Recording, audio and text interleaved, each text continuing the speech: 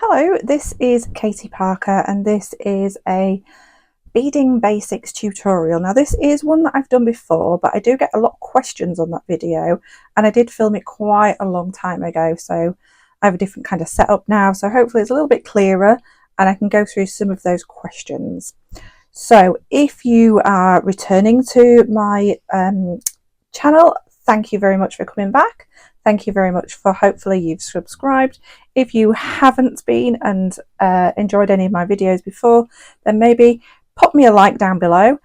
Maybe you could subscribe to me, then you won't miss any of my videos and you'll be able to get a little notification, especially if you click that little bell and select all down there, and I would really appreciate that. Thank you very much for everybody who's already subscribed to my channel. So what today's video is just going to be adding a clasp. So, and I get a lot of questions. Oops, that's just come off. This isn't a proper bead stopper. I just couldn't find mine, so I'm just using a bit of a coil. So I get a lot of questions on my previous video. It's probably one of my most popular videos, but I still get a lot of questions of people asking sizes of things, and it's not always a question I can answer because I don't know what beads you're using. So today I'm going to talk about balance. So we're going to use talk about certain wires that we use and the balance of your clasp size, your beads, your crimp beads, your crimp covers, and everything that comes along with it.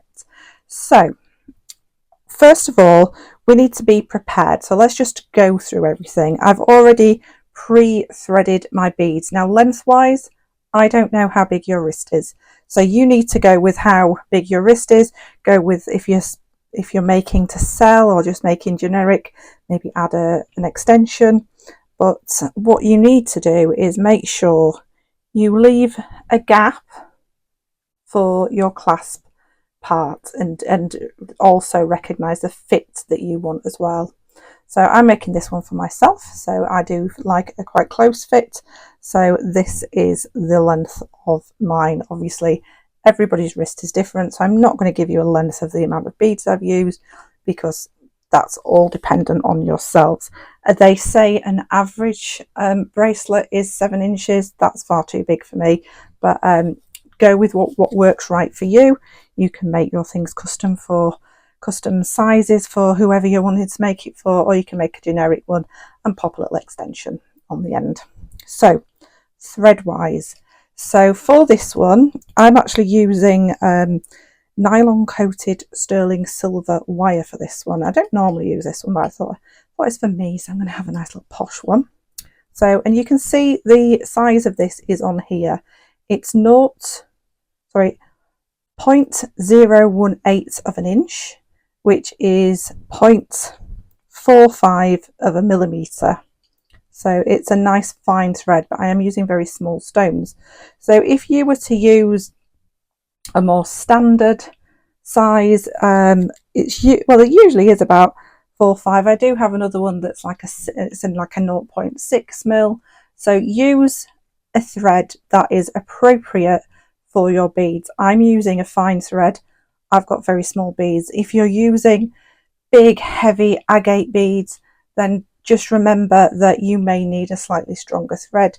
Think of the weight of the beads that are going on there. Okay, so I'm just going to pop that out of the way now. So then we need to think about our findings. So there are a few different things that I'm going to use today, which are the standard things that most people use.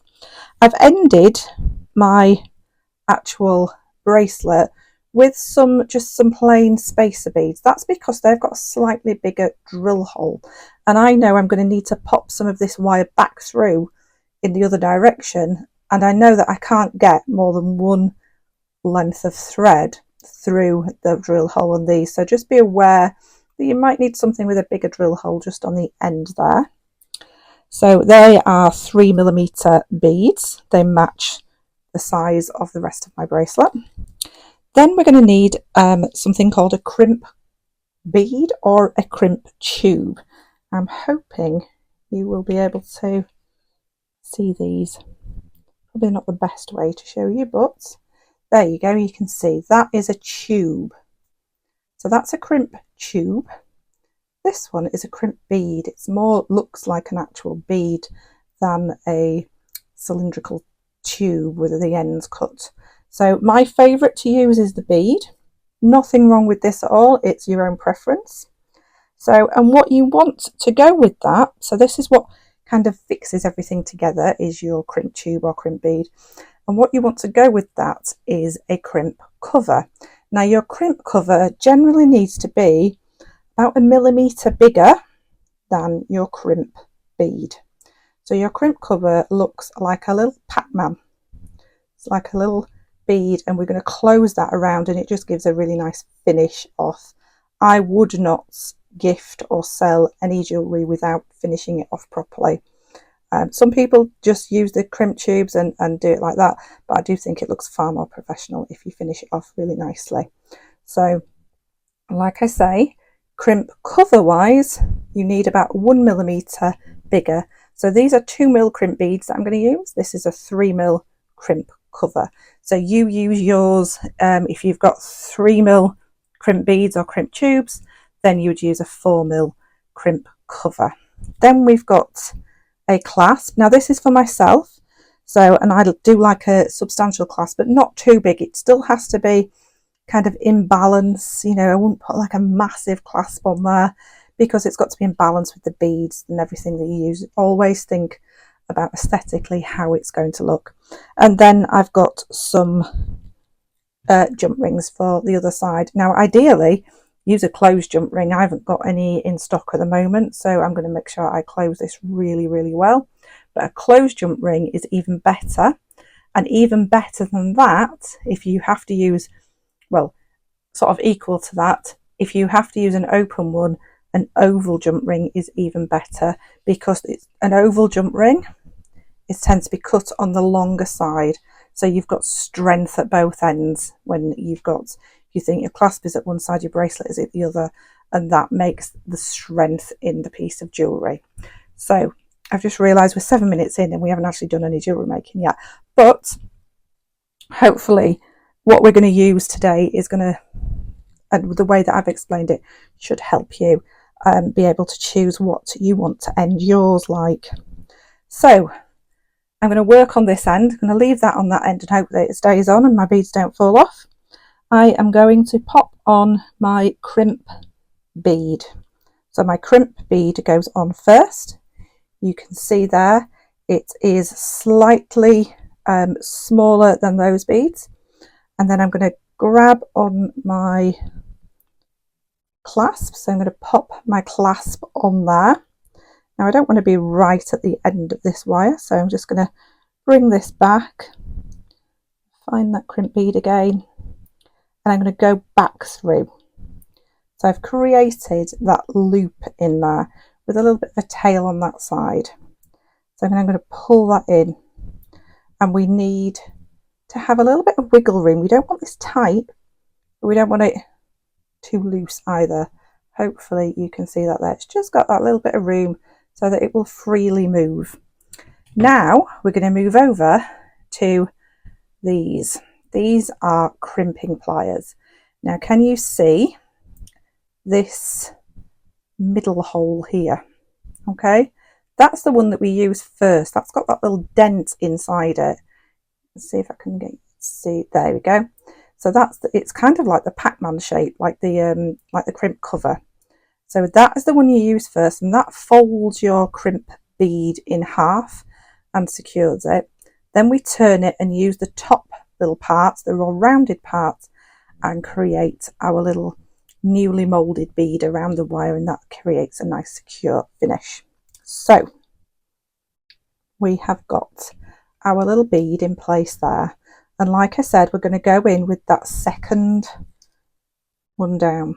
So this one here, that one there. So we're going to pop that over our bead like so. Let's see if we can just zoom a little bit. Hopefully that will be bright enough.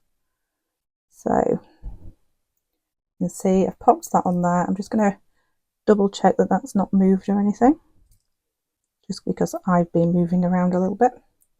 So I'm going to pop that in that little gap there. So I'm happy that that's there, and I'm going to squeeze that down. And can you see it's kind of formed that shape around it? I'm just going to make sure that's well squeezed. And now we've got a rounded side at this side, and at this side it's kind of got a little dint in it, if that makes sense. Little dint in it. So now we're going to move up to the top section. So we're going to pop this top section in, and we want to get it so that we're going to actually squeeze that groove together. So we're just going to very gently close them. We don't do any big movements on this. So we've closed that bead up again. You can go in from a slightly different angle if you want to as well. Just make sure that's nice and rounded off. And that is super strong now. That is moulded around that wire and it's not going anywhere. Now, this little tail is still slightly long. So I'm just going to snip a little bit off it. We want a little bit of that tail to go down inside these beads here. So let's just move that up. Hopefully that will just nicely sit inside there. We can drop everything back down and we can see we are fully attached there.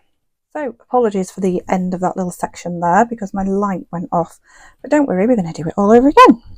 So we are going to take a look at the opposite side. So what you also want to do is, whilst you're doing this side, you do want it to have, you don't want any gaps, but you do want it to have a curve. If you create this and do it so tight and it's straight, when you come to move it, it's not going to be very fluid. So you just want to kind of wrap it around like this and then be working it. So I am going to have to work a little bit closer to the board for this one.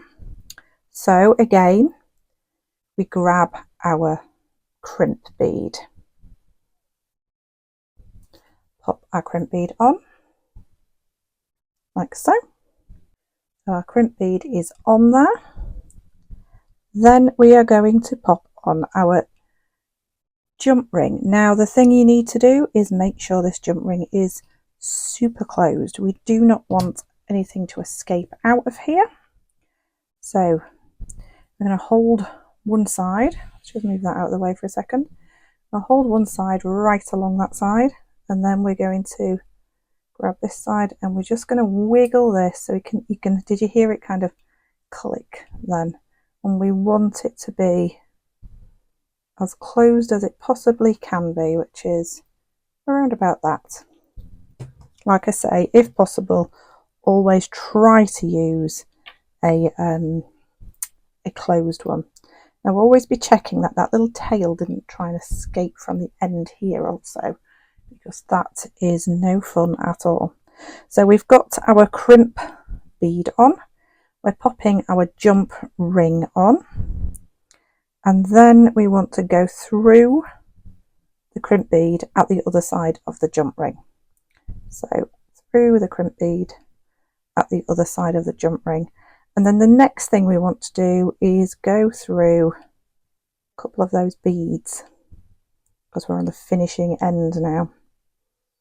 Okay, so there we go. This is where it gets a little bit fiddly when you're doing this. But again, we want to make sure we've got some give in this. So make sure your bracelet is in a loop. Pulling this down. We want that little loop around our jump ring to match the loop on the opposite side, so we don't want it too big. You will have a little gap, tiny little gap where this wire is coming out, but that's unavoidable. Or what word was that? Unavoidable. So I'm happy with that. Happy with how that's sitting. I've got my crimp bead here and I've got my 3 beads and my thread is running out in between those two. You don't really want it running out here because you know it's never going to slot inside that bead, so we want it to finish in this little gap here. So we're going in again. So I'm happy where everything is. I can pick it up now because it's not moving around. I'm holding it, and now I'm going to pop Remember that little bit with a bite in it? The one that's like a little moon shape? We're going for that one there. We're going to pop that in and give that little squeeze. Okay, rounded side at this side. Turn it round, you'll see that little groove. It's got a little groove in it. So then we're going to go back in with the top part of those pliers. Right, let's see if we can get this angle so you can actually see it. So just here, and we're just gonna, oops, sorry, looking at the camera, not looking at what I'm actually doing. There we go. And then we're just gonna squeeze that really gently. We're not going full pelt and giving it the most massive squeeze ever. We want to be gentle. This is actually sterling silver that I'm using, so a little bit softer. It's usually easier to use is sterling silver. We can see we've got a nice round. We haven't got any angles in there. I'm happy where that is. So, and I've just got that little bit of a gap either side of it to pop my crimp cover on. So now we've got our beads at each side. So just before I cut anything, we're going to go in with the crimp covers. So crimp covers, you want to come in from underneath and pop it around that little bead that you just made. So this is just going to kind of covers up all the, what I would call all the gubbins, all the sort of slightly messy bits. I mean, it's not too messy, but, and then you're going to take your chain nose or bent nose pliers as I've got here, and you're just going to very gently moving around. So you're going to make lots of little angles, very gently working your way around. You're going to close this up. Tiny, tiny, gentle little movements until you're happy that this is nicely closed up. This is one of those things you kind of want to bring right up to your face. Sorry if that went a bit blurry then. Okay, so I'm happy, I think, with that side. And I'm going to move on to this side. Before I move on and now finish this side, I can cut off this thread. So you want to cut it as close as possible, but obviously do not cut the actual bracelet thread. Hopefully you'll be able to give that a bit of a wiggle, and that little tail will hopefully slot into that other bead, because it has got that tiny bit of wiggle room. You might just have to spend a few minutes trying to do that. Let's just try and do that now. There we go. It actually only took about 4 seconds to do that. As soon as I brought it close up to my face, it just popped in. So there we go. Now we're going down to this end. So we're going to grab that crimp cover. So remember I said your crimp cover needs to be approximately 1 millimetre bigger than your crimp bead. So this is probably one of the hardest things to watch because it's quite close. But can you see it's kind of that little bead that we made is sat inside the little crimp cover, like so. Then we're going to go in with our pliers, and we just very, very gently start to close that up. So yep, just tiny little movements, just making sure you've got everything nicely covered so it actually creates a full bead. And now you will be able to fasten your bracelet. Now I'm going to put a few more jump rings on there just because I just like to be able to fasten it a few different ways.